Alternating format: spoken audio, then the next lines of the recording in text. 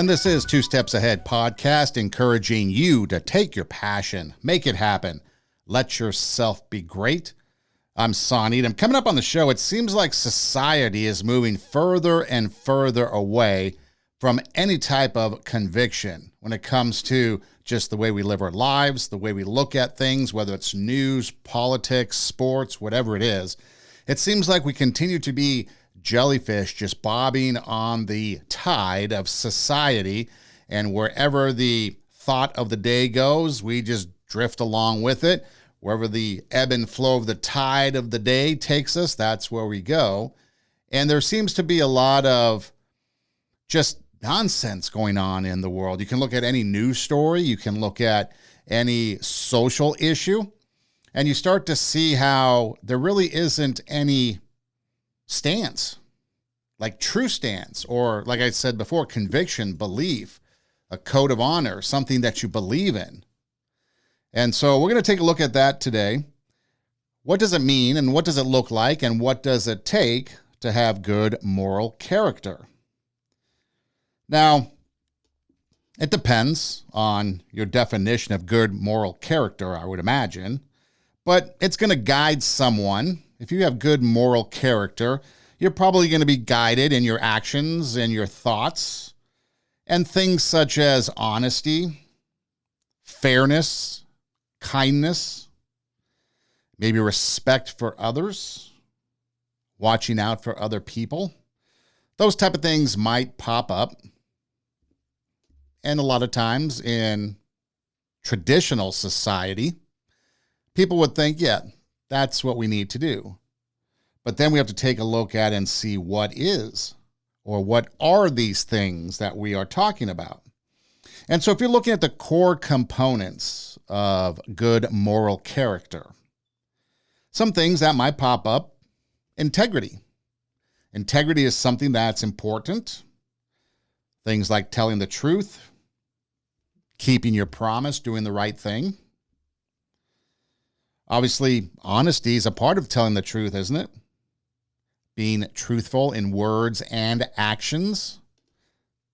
What about responsibility?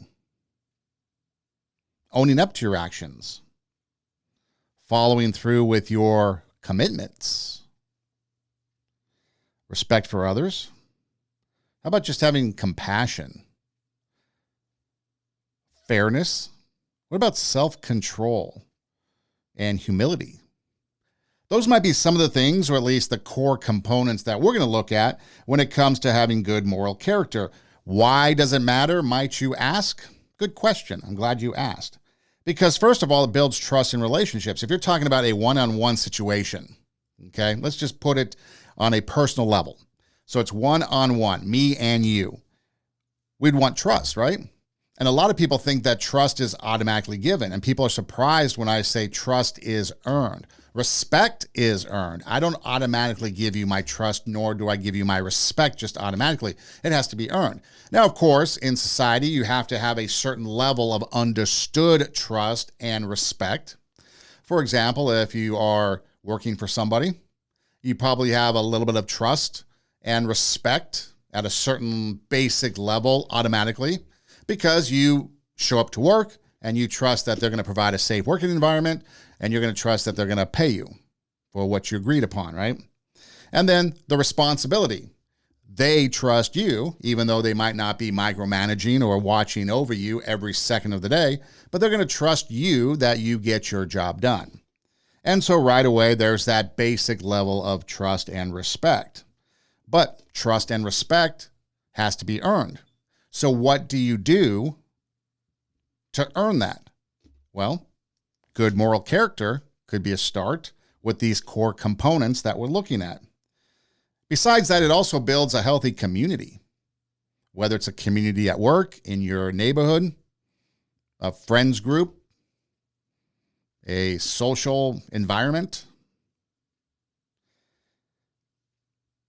And then it often, I think, goes even a little bit deeper to professionalism.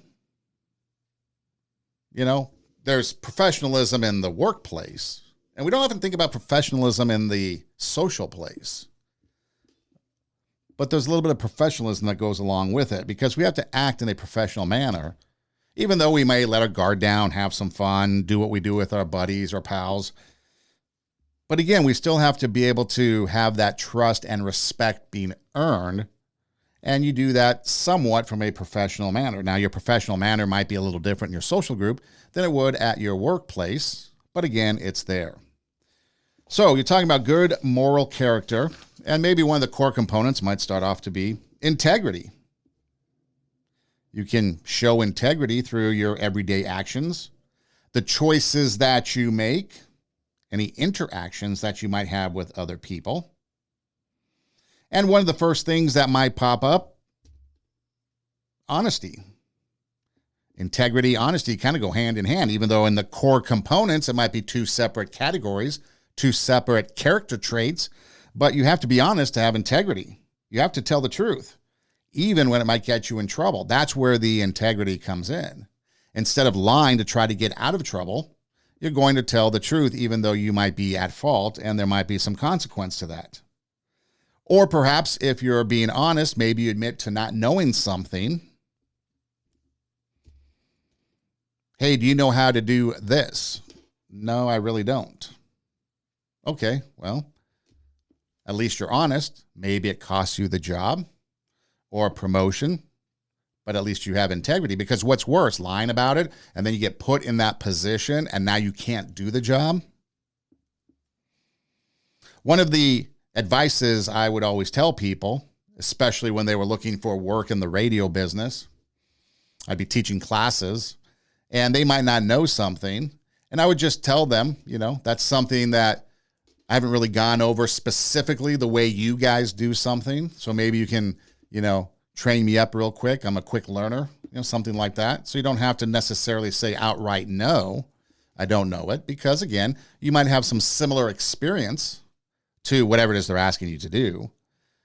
And so again, you want to protect your interests, but you also want to be honest. So, I'm not really familiar with your way of doing things, but if you, caught me up to speed, quick training lesson, I could pick it up pretty good and we could be on our way. But you just be honest. And honest isn't even just telling the truth as far as question and answers, but just what about having an honest conversation about what's going on? This is how I feel. This is what I'm experiencing when I'm around you when you say these things. I'm really uncomfortable with how you're saying it or what you're saying. Okay, here's an example. So I was taking I was getting my master's degree in English, and I was taking a course, whatever, and I had to write papers. And one of the papers or one of the courses was, kind of interpreting literature, right? What does this mean? And so I forget what it was, but I was writing my interpretive paper on something, and one of the characters was weak, was soft. And so I used the word pansy to describe. Now, in my day, pansy meant weak, soft, lacking a backbone, a pushover. And so the instructor sent back some scathing remark that I was homophobic, xenophobic, whatever phobic. And I had no idea what he was talking about. He just laid into me. So naturally, I'm like, okay, I'm going to respond, but I think I have to respond a little bit harsher than I would because I have to put my foot down and push back on this. And so we had our back and forth. And unbeknownst to me, the professor was a part of the LGBT community. And according to that community, pansy is a bad word or whatever, a slur. Well, in my world, that's not it. So we went back and forth, and finally I realized, or not realized, but I finally said, you know what? This is what you should have done as the instructor. And I was just honest with him. I said, you should have approached it this way. And he eventually saw that and apologized because he blew the whole thing up. Because again, especially in English, especially with language, whether it's the English language or whether you're learning another language, words change, definitions change. There are a lot of words and definitions that mean something today that just a few years ago meant something completely different. There are words out there that kids are using today that don't even exist yet in the dictionary, unless they've gotten in the last year or so. Pog, bet, slay. So language changes. And as the English instructor, he should have had the professionalism to say, hey, what do you mean by this? And it would have eased the back and forth. Because again, he came at me strong, and so I went back at him strong. Because I was not going to be called something, homophobe, xenophobe, whatever, bigot, that I was not. But if he was just honest with his professionalism, we could have avoided a nasty situation. However, in that whole thing, I was still being honest with him. I was still being professional. I was still being that basic level of respect, but he lost my trust. Didn't trust him the rest of the semester. Another part of integrity beyond being honest is keeping your promises. If you're going to be have integrity in you, you got to keep your promises. Say what you mean what you say. Follow through on your commitments, no matter how big or small. You say something, do it. Or, obviously, if things change, communicate that. Be honest as to why those things changed. You know, I was planning on coming to your party, coming to the meeting. However, this came up. Could not get out of it. Something else occupied my time. Just be honest. You think about all those excuses that people make. There's a lot of times as an instructor at a college that I just merely ask that if you're not going to come to class, just let me know. That way I can plan accordingly. If I'm planning something for 20 students and only 10 show up, well, I need to adjust my curriculum or the lesson plan for the day because I have X amount of time to fill and 20 students would fill up that time. Now it's 10. I got to do some dancing. And you'll be surprised the amount of things, the excuses that students will come up with. And I've heard them all. And some are legit, but some of them, they're just so far-fetched, you're like, okay. You've had now 6 dead uncles. That type of thing. So just be honest. Keep your promise. I think one of the biggest areas of integrity is doing the right thing when no one is watching. Not taking shortcuts or cheating, even if no one would find out. That's the biggest thing. Doing the right thing when no one is watching. I think that would be the biggest part of integrity. Doing the right thing when no one is watching. A lot of people can't do the right thing when people are watching, let alone when they're by themselves. They're going to take shortcuts. They're going to cheat. They're not going to do what they're supposed to do. I've seen it many times on many professional levels in many professions where people are hired to do something. Maybe it's the overnight when there's no one watching and they don't do what they're supposed to do. Or they go do other things and hastily do whatever they're supposed to do before the shift ends. If you really want to have someone, it's almost like in certain things, the most important person is the person that's working that shift when no one else is there. Because everyone else will be doing whatever they're doing. The boss walks in and all of a sudden you're working, right? We all do that. But when no one's there, that's when you need a quality employee. That's when you need someone that has the integrity to do what they're supposed to do. So if we're talking about good moral character and we're talking about having integrity, we're going to be honest. We're going to keep promises. We're going to do the right thing when no one is watching. And we're going to be accountable. Take responsibility for the actions, owning up to mistakes instead of blaming others, and just being accountable. Accountable for the good, the bad, the ugly, whatever it is. I think another component of, one of the core components, I guess you can say, of having good moral character beyond integrity, we talked about it, is honesty. You got to tell the truth. But beyond that, you got to be genuine. Speak and act in a way that matches how you truly feel and believe. How many times have you talked to people, been around people where they are kind of two-faced? They say one thing but do something else. Or, they're talking bad about one person or one ideology, and then the next thing they're face-to-face with someone who believes that, and they're like, hey, it's okay. We're all good. So be genuine. Now, it's one thing, again, to have an ideological belief, maybe a political belief, a religious belief. And so you're going to believe that, right? But then what are you going to do?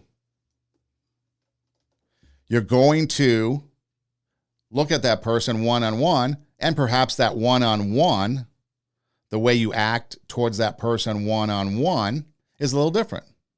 For example, if you want to be genuine, okay, let's take a look at the immigration. You got a lot of immigration news going on, and you could be pro, legal immigration. Like a lot of people came here illegally, and you could be totally for, they need to be removed from this country, or something needs to be done to take action. And yet on a one-on-one level, you can be helpful to somebody who might be an illegal immigrant. You don't have to treat them negatively or in a bad way. You can be completely respectful and kind and help them out, and even try to push for them to stay here. But your ideology for the betterment of the country, let's say, is we should have illegal immigrants, especially if they're violent gang members, should be removed. Or we just got through Lent and our religious season, Ramadan a little bit before that. So just in the last, kind of the first quarter of 2025, we've had a lot of religious seasons, a lot of people with a lot of religious beliefs. And so we might believe one thing, and yet we talk to other people, we hang around people that obviously violate what we believe. Maybe we think that profanity is bad because our religion says, or maybe we think our religion says we shouldn't drink or eat certain things or watch certain movies or listen to certain music. But yeah, we hang around people that don't have the same beliefs that we do. Doesn't mean we have to treat them differently. We're just genuine. This is what I believe.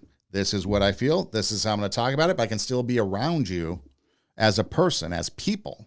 Because we have differences, we can still be friends, acquaintances, workplace buddies, co-workers, colleagues. It doesn't have to be different. And today's society, there is such a divide that if you don't think the exact same thing I do, if you don't believe the exact same thing I do, if you don't post the exact same things that I do on social media, we can't be friends. We have to be divided. How many times do you scroll through social media and you see someone say, if you are so-and-so, keep scrolling? This isn't for you. You're the bad people. But again, being honest, telling the truth, being genuine, admitting mistakes, don't cheat, don't steal, and keep your promises. Very similar. Like I said, integrity and honesty go together. And so that's how you probably have the basis for a good moral character. The foundation of your good moral character starts with integrity and honesty. And then you have to have self-control. Self-control these days is probably one of the biggest areas that everybody fails. We all fail in self-control. People rush to social media and just spout off anything and everything without even thinking about it. They lose respect. They don't know what they're talking about. They post something. I think one of the things that kind of made some traction on social media was the prediction that the president was going to declare martial law on April 20th. Didn't happen. All lies. But it got some traction. Started to see more and more posts of people believing that. Now I have a theory on that. I do think that people just use their social media, whatever, to say whatever they want to try to incite things. I think people get paid to do that as well. Kind of like paid agitators on social media. I think people put, all these, how many times you get a response or you look at things and there's no picture and it's like user 07893256291, right? And so it's like a fake bot or something. But yeah, there's a lot of wrong that's going on social media that people believe in. And that was one of them. So people lack self-control. They can't manage their emotions, their impulses, their behaviors. It's crazy. People just shout out anything. And so one of the things in order to have self-control, which is completely lacking in society today, is thinking before acting or speaking. That count to 10 before you send. But people will let anger and stress, maybe excitement, push them into saying or doing something that they'll regret, don't mean, but in the moment they were heated. So instead of just lashing out, maybe we have to ask ourselves, is this helpful to the conversation? Is this the right way to respond? You know, when I was telling that story about the professor calling me out, bigot, homophobe, xenophobe, because I used the word pansy. And again, at the time, for me, and even to this day, he's the only one that's ever said that to me. I don't use the word frequently. Like I said, it was merely for an English exercise. But I did think before I act, even though my reaction was pretty emphatic, backed by emotion. I stood my ground, but I did think before I act, so I didn't just say something that would inflame the situation. But I used strong language to deny emphatically what he was saying and call him out on it. But I thought before I spoke and before I hit send. I did count to 10. But think before you act. Is this something that's going to be beneficial? What's my motivation? What's my intention? Am I out here just trying to incite people? Or am I trying to move the needle a certain way? Or am I genuinely trying to have conversation?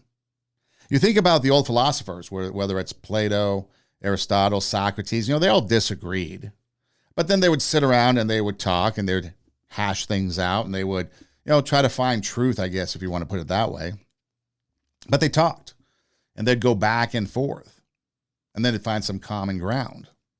And so if you really want to take a look at something and you really want to see for yourself, what you can do is take a topic and actually maybe you have your side of that topic that you believe in. Let's say immigration.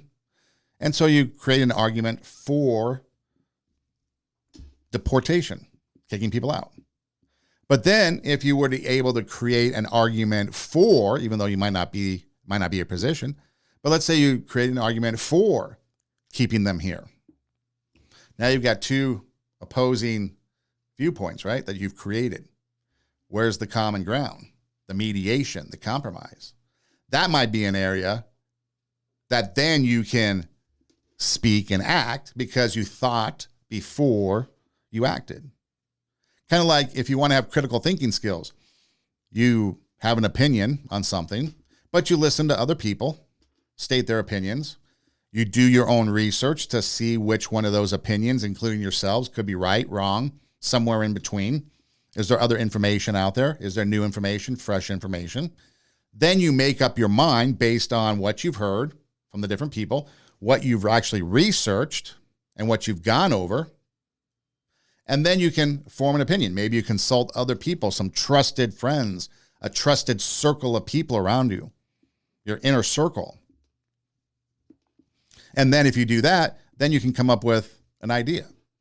Now you've thought before you acted. You thought before you spoke. So it's not nearly just, okay, I'm going to think. Oh, now I can go.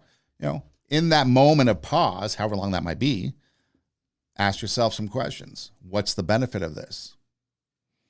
Will this improve things? Will this just add fuel to the fire? Will this resolve things? What will happen?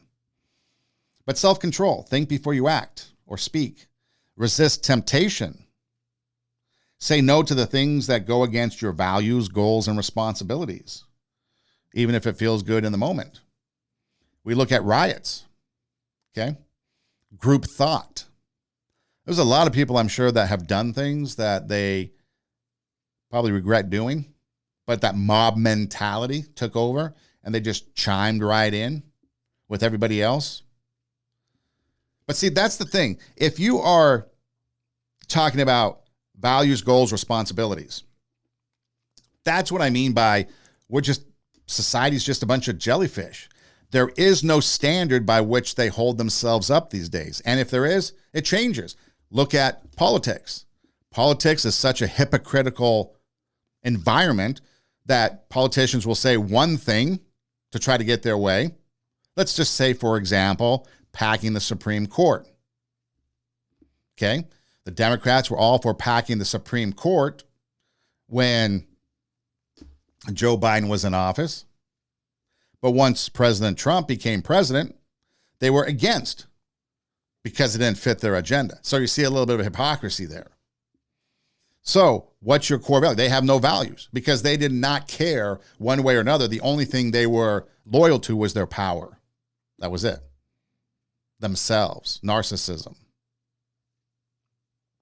But if you look at, well, I just talked about the religious seasons, okay, religion. Christianity, you have the Bible. Maybe more specifically, you have the 10 Commandments. In Islam, you have the 5 pillars. So you see there's all kinds of religious ideology, theology, that people would adhere to that will drive their way of life. Muslims don't eat pork. They don't drink alcohol. So they have standards by which they live their lives. Christians, like I said, they might have the 10 Commandments. They might have the Bible. Hindu, Mormons.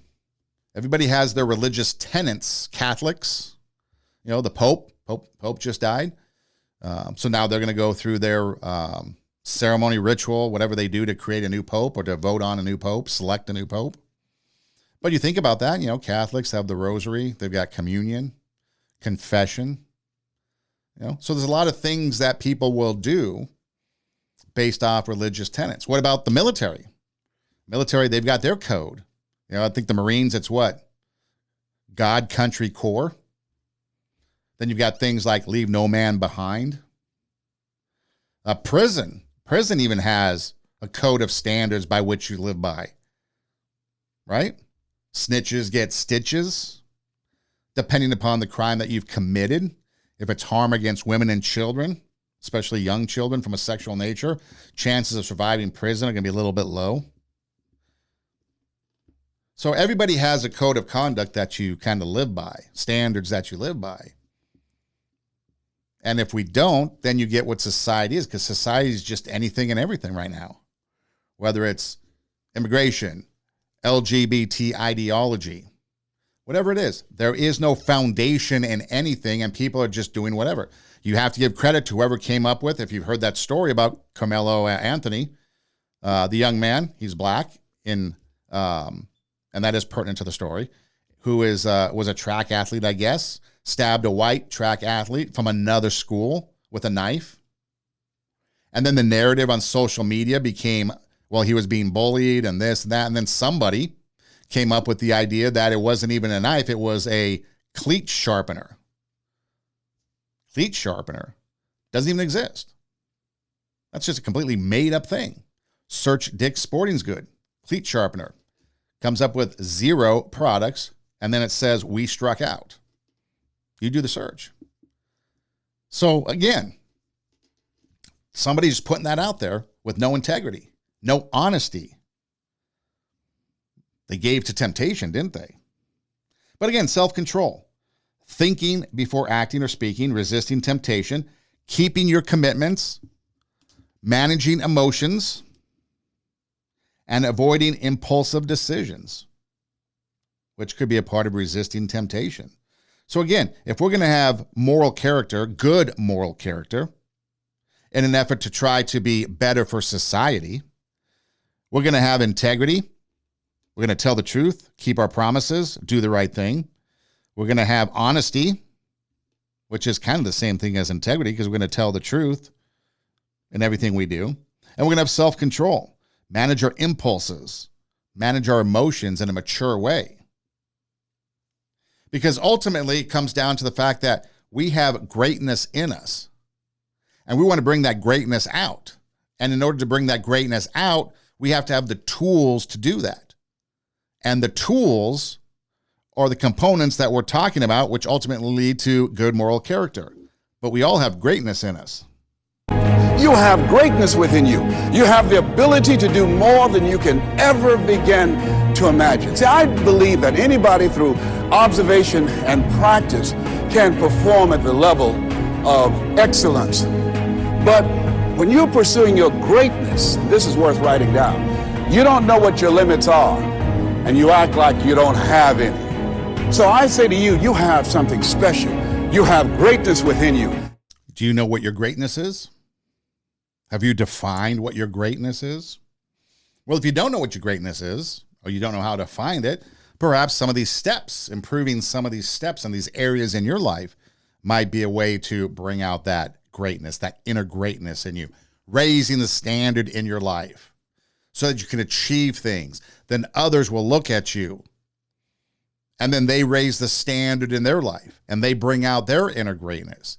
You're not telling lies anymore. You're being honest. You're keeping your promises. You're keeping your commitments. You're keeping your emotions in check. You're not just lashing out.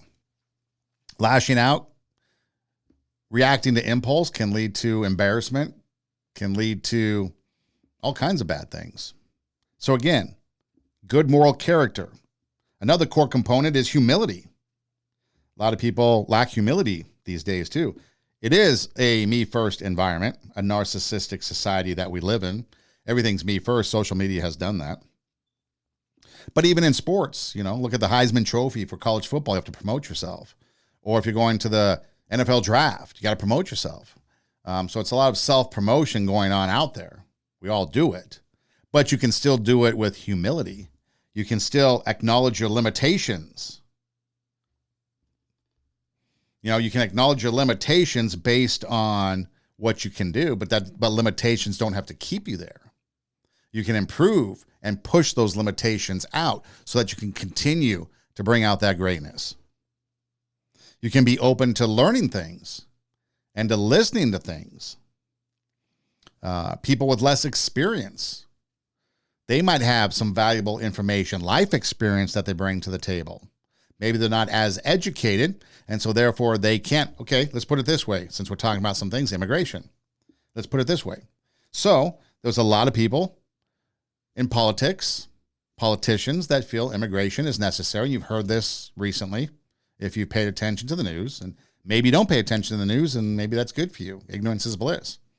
But they will say that we need immigrants because we need people to go into the fields and pick our produce, pick our crops.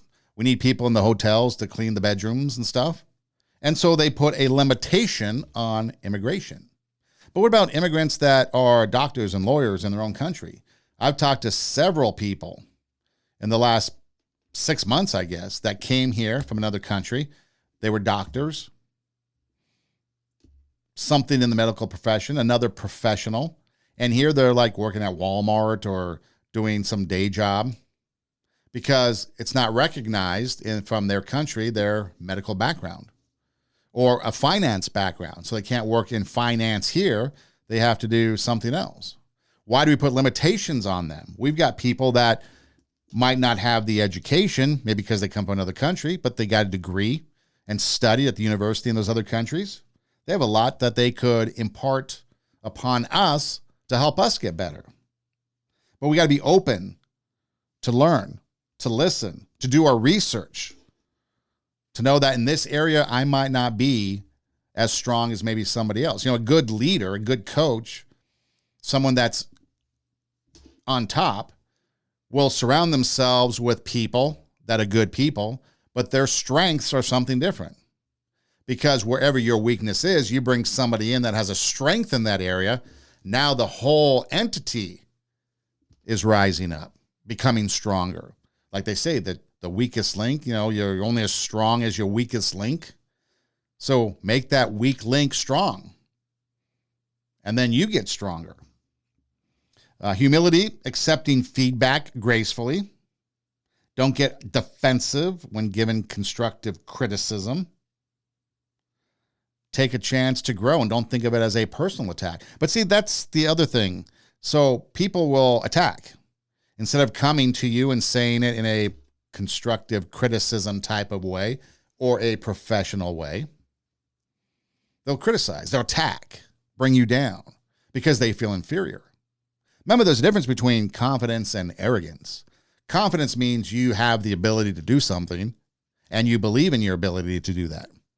Arrogance is, yeah, you might be able to, but you really don't feel fully convinced that you can do it. So you have to try to use your talk to make other people know that you know what you're doing or you can do the job. Slight difference. But confident people seem arrogant, but they're really not, because they believe in their abilities. They know they can get the job done. But in order to include or to maybe improve your confidence, you have to have some humility to acknowledge your limitations, to accept your feedback gracefully, celebrate success with others, even if they're a part of the group, bring them in. A lot of people get, the award, take movies or the Grammys, the award for the best supporting actor, the award for the best director. That one person gets the award, right? But what do? They go up and they thank a bunch of other people. I'd like to thank all these people. And then usually the music plays and they get kicked off stage because they're taking too long, because they want to thank other people that have helped them get there. So we can celebrate the success of others. Avoid bragging. Humility, avoid bragging. Don't need to talk about our achievements. Don't need to keep talking about the praise that we want. Just let our actions speak. Let that greatness in us come out so others can see it. So humility. How is your humility? Do you lack humility, or are you pretty good at it? It takes practice. It takes practice to be humble. It takes practice to be humble, especially in a society of narcissism. So again, good moral character is what we're talking about.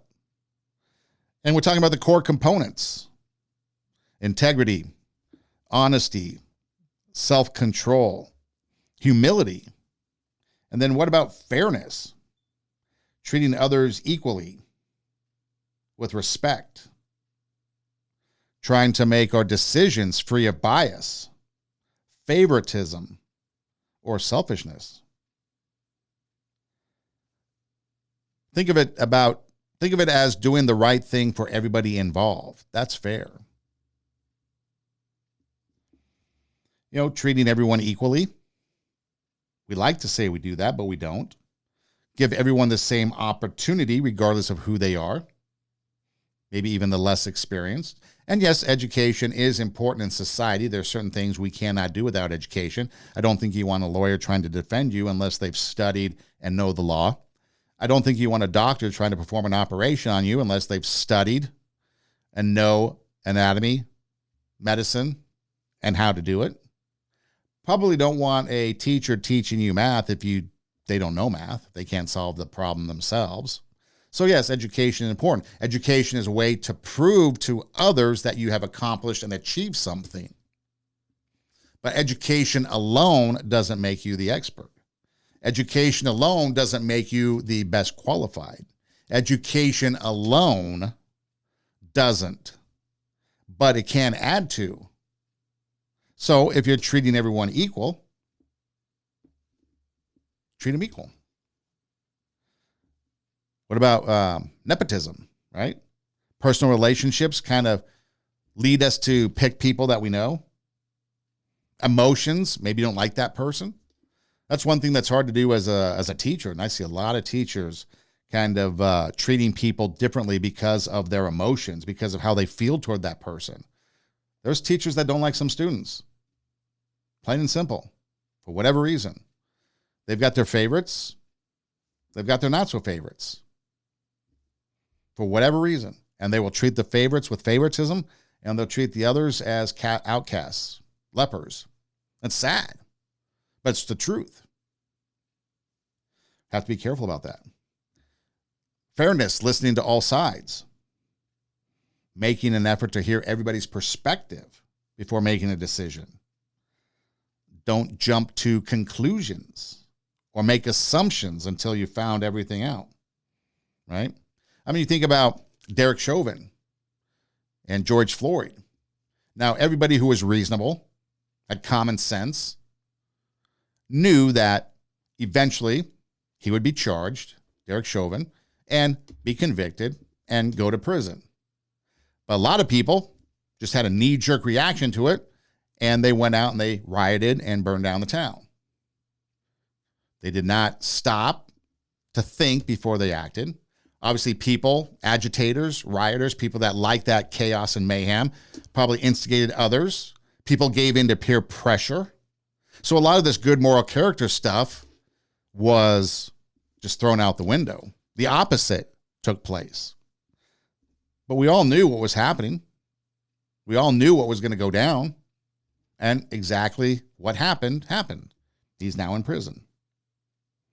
But for fairness, we can listen to all sides. We can be honest and transparent, share information openly and clearly, especially when making a decision.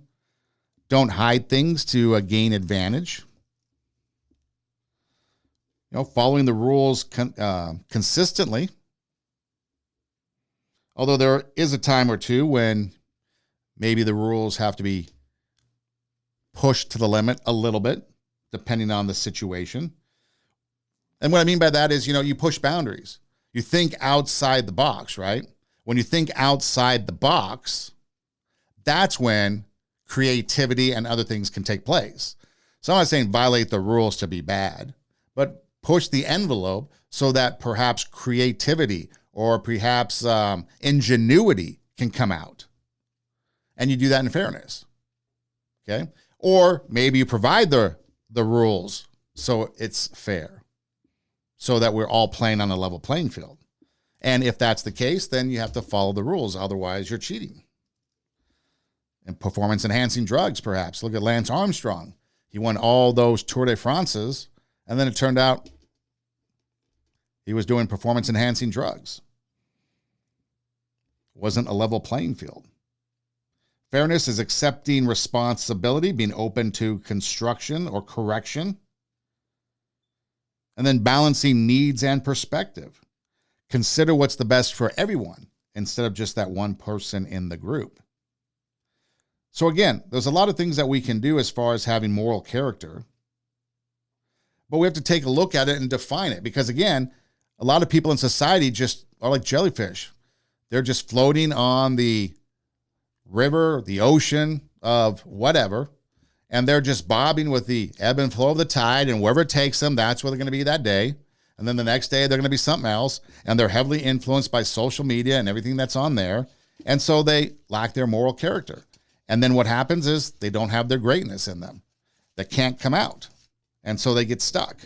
And so then they do the opposite of a lot of these things, and what happens? It turns out, well, they end up looking not very well. Having respect for others is another component of having good moral character. What does that mean? Well, listen without interrupting. That's the biggest thing. We all have to interrupt, right? We all have to get our 2 cents in. Give people a chance to speak. And then listen and not just hear. There's a big difference. Listening, you're paying attention, you're engaged, you're interested in what they have to say. Hearing is you're on your phone and they're talking, you're like, oh yeah, okay, yeah. Put the phone away, listen, engage, give others the attention. Using polite language, kind language. Instead of coming at me, calling me a bigot and a homophobe, that instructor could have come at me and been like, hey, I have some concerns about a certain adjective that you're using in your paper. Could you please explain to me why you use this word and what it means to you? Okay, this is what it means to me. This is why I used it. Ironically enough, the word was used in the literature piece that I read. Thus, why I used it too. But again, try not to be harmful in the way we speak. A soft answer turns away wrath, if you think about that. People want that fight. So they throw something out there wanting to get it back. But if you don't give it to them, it fizzles. Another way of respecting others is to just accept the differences. A lot of people get bent out of shape about things. We have a difference of opinions, cultures, beliefs, and lifestyles. We're the melting pot. America's the melting pot. All kinds of people. I have all kinds of students from all walk of life. You name it. Culture, socioeconomics, preferences, whatever. And when they come into the classroom, the number one thing they are is student. All the rest of the stuff doesn't matter. Now, I might ask them questions, might be interested in wanting to know more about them. We might have conversation about different things, but first and foremost, student. They're there to learn. My job is to provide them with that education within the parameters of the curriculum that has been set forth by the school, so that way they can hopefully pass the class and then continue with their education so they can reach their academic goals. But it doesn't matter what country they're from, what they look like, what they wear.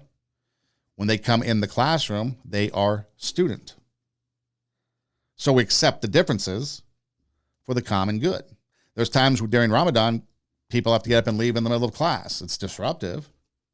People are diligently working, and then you hear a commotion, because what happens when someone gives up, or anytime the door opens or closes, everyone turns and looks, right? Your attention goes to the door.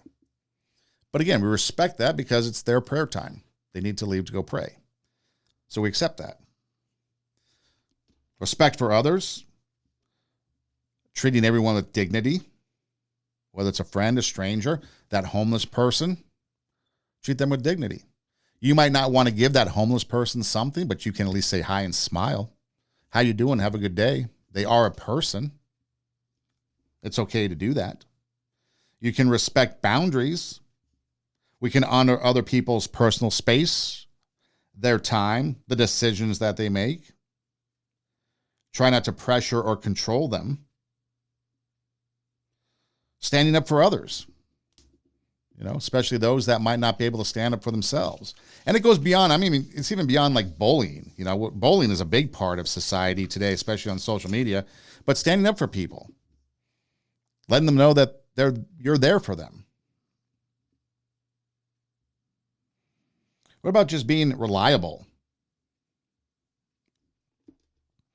We've talked about keeping promises and commitments, owning your actions, being dependable, managing your time and tasks well, making thoughtful decisions, helping others when appropriate, just taking responsibility. I think that's the biggest thing that a lot of people don't have, is the ability to take responsibility. They pass the buck, they blame others. And we learn that from the top, from politicians on down, especially politicians. They pass the buck, blame everybody else.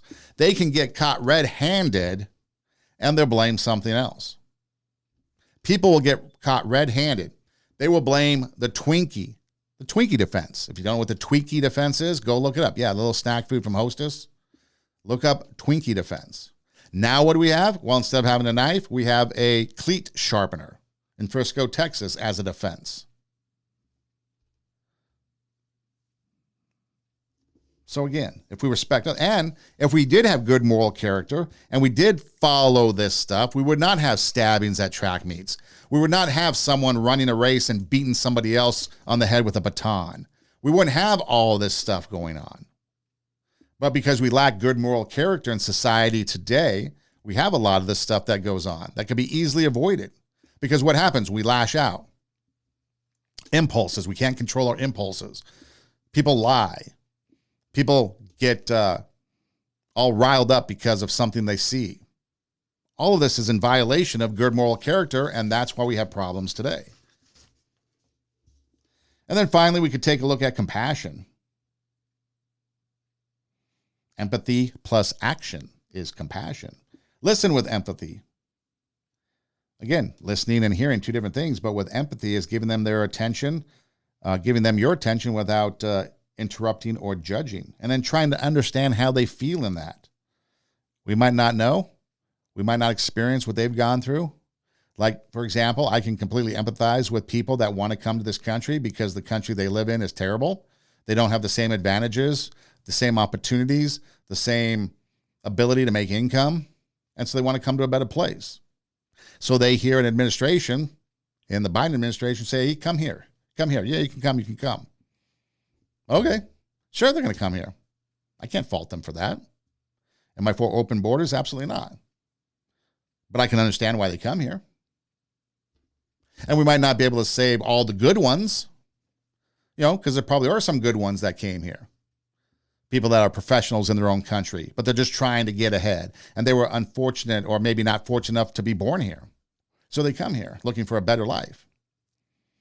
We might not be able to catch all the good ones when they go back, but maybe we can do our part to maybe catch a few good ones. Try to help them stay.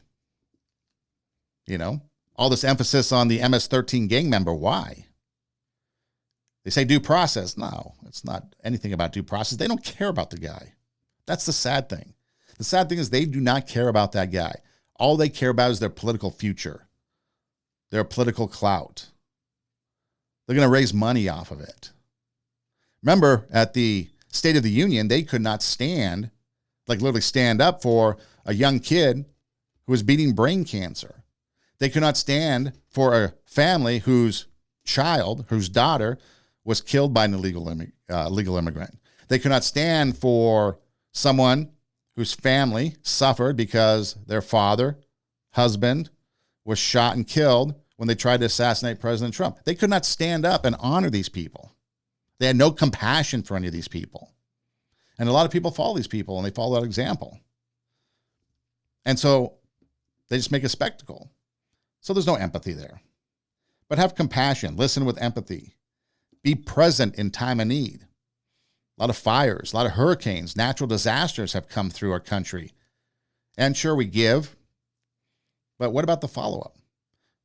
Why are people still in tents, if that's still the case as of last time I checked in hurricane-ridden North Carolina? I think in California, it's been however many days and only a handful of permits to rebuild or move rubble around or whatever they do out there has been issued. Why? Because they all have their own agenda. They have no empathy. They don't care. It doesn't affect them. Using kind words. Being patient, forgive mistakes, advocating for others, all ways we can be compassionate. And then and then if you really just want to put the cherry on the cake, or the icing on the cake, or the cherry on top, whatever the expression is, for compassion, it's random acts of kindness. Open the door for someone, say hello, smile, say hi to that homeless person. Hope you have a good day, whatever it might be. Because again, what we're dealing with is, or talking about, is good moral character, because society lacks it. We run around and we're to ourselves, and we're not out there trying to help others. We're not there for other people. We're there for ourselves. We're there for a political ideology. And that political ideology is going to change. It changes from day to day. I mean, in 2024 alone, if you follow the pattern of social media, it was, first off, we were all outraged because of the Met Gala, because all these women that were successful actors, musicians, whatever, did not use their Met Gala platform to speak out against whatever they're supposed to speak out of or speak out against. Maybe it was the Hamas thing. So we're canceling Taylor Swift. We're canceling Jennifer Lopez. We're canceling all these strong, successful women because they did not use their platform for whatever the masses wanted them to. And so every day, women were posting on social media who they were canceling today. And Taylor Swift was a big one. Well, then fast forward about a few months later, and they're calling on the Taylor Swifts, the Beyoncés, and the other people to put their support behind their candidate, Harris, so Kamala Harris could win. Well, they were counseling her earlier, and now they're wanting them to support their candidate. And then somewhere in between, they were all uniting because a field goal kicker for the Chiefs gave a speech at a Catholic college talking about traditional home life for the people that actually believe in maybe women wanting to stay home and be a homemaker. But everybody got outraged by it. They did not respect other people's beliefs. And so that was a huge thing on social media. So you can totally see how people flip-flop. And then it was like, gifts at Christmas. Or I guess it was, Trump won, so we're the B movement or whatever it was, the 4B movement. We're not dating. We're breaking up with our spouse or other significant other, shaving their head, wearing blue, whatever that is. We're giving up relationships. And then Valentine's Day rolls around in 25, and it's like, oh, my Valentine, get me this, get me that. Everything flip-flops because there's no foundation of belief, nothing to sit there and drive you. Like, again, religion. Maybe for Christianity, of the 10 Commandments, the Bible. Maybe you have another religious belief that you're going to follow, that follow those tenets of that belief. Or like I said, even gangs in prison, they've all got a foundation of something that you have to follow, a code of conduct. But we don't have that in society. So what do? We end up being jellyfish, just bobbing up and down, the ebb and flow of the tide. And that's it. That's all we do. So are you going to be a person of good moral character? Are your core components in life going to be integrity, honesty, responsibility, respect for others, compassion, fairness, self-control, humility? Because again, why does it matter? Because it builds trust in relationships. It earns respect from others. It contributes to a healthy community or a healthy workplace. And that's all important. That is all necessary to have a good society to live in. This is Two Steps Ahead podcast, encouraging you to take your passion, make it happen, let yourself be great. Check out our website, radiowarp.com. That's radio, W-A-R-P, radiowarp.com. You can click on the Two Steps Ahead podcast logo. All of our past shows pop up. They're there in video form. There's also an orange banner that says SoundCloud across the page. You click on that. It takes you to our SoundCloud page, which is the audio version. You can download it and take it with you on the go. There's also some other good things to listen to and to check out. Other shows as well on radiowarp.com. So it's a good place to check out. Bookmark on your computer. Also, you can listen to the show anywhere you listen to podcasts, Spotify, Pandora, Apple Podcasts, iHeartMedia, pretty much anywhere and everywhere. You can do an internet search, TWO, Two Steps Ahead podcast, and we pop up. Or you can just do, hey Google, hey Siri, hey Alexa, play TWO, Two Steps Ahead podcast, and our show pops up. So we're pretty easy to find. You can email the show, twostepsaheadpodcast@gmail.com. Reach out, let me know what's going on. If you're at a place in life where you have nobody else, reach out. I'll be that somebody else. If I can't help you, I'll find somebody that can, or maybe connect you with somebody that could be of a better help. So you don't have to go it alone. I could be that first step in the 2 steps. And then the second step could be connecting you with maybe somebody else. So I'm that first step. Reach out. We're on social media all over the place. Instagram, TikTok, Facebook. You can DM me, send me messages there if you want. You can subscribe, like, check out things that are going on social media. Again, it's Two Steps Ahead podcast, TWO, Two Steps Ahead podcast. And so we're everywhere, pretty easy to find. We'd like to thank you for listening. We appreciate your listening. And hopefully it touches you. Hopefully it's something that is beneficial for you. And again, if you just want to reach out and say hi, that's great too. We're also on YouTube, Rumble. So we're pretty much everywhere. Pretty easy to find. So again, good moral character. It's our internal compass that guides us on how to be good people. And again, integrity, honesty, responsibility, respect for others, compassion, fairness, self-control, and humility are the core components that we can utilize and work on to get our good moral character out there so that we can bring out our inner greatness, so we can raise the standard, so that we can help others then to do the same, and now we're all moving forward in a positive direction. And it starts with you. And again, Two Steps Ahead podcast, encouraging you, take your passion, make it happen, let yourself be great. I'm Son Edom. Hey, thanks for listening. Do tell a friend. And until next time, God bless.